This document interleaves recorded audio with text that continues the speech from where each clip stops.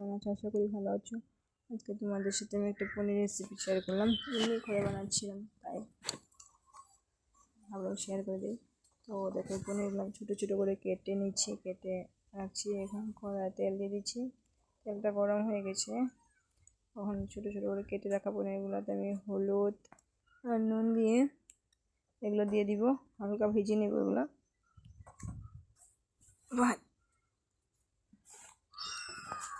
হালকা ভেজে নেব।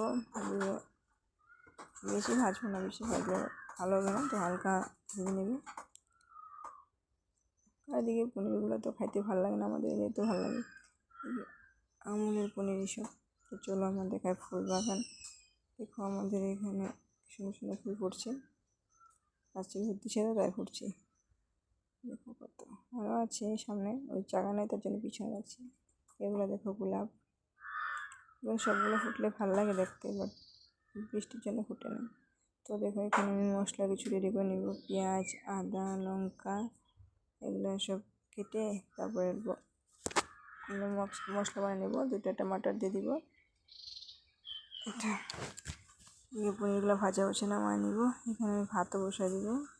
তো ভাতে চালগুলো ধুয়ে নিলাম, ভালো করে ধুয়ে দিয়ে দিলাম। তারপরে এখানে কড়াই তেল দিয়ে দিব। তেল দিয়ে ওখানে কেটে রাখা দিয়ে দিব।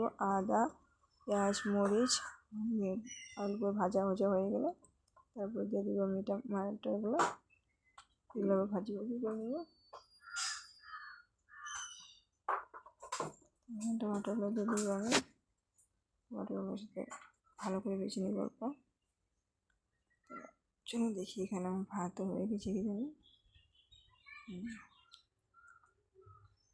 ভাতও হয়ে গেছে আমার প্রায় এদিকে ভাজি হয়ে গেছে। তো এখানে আমি দিয়ে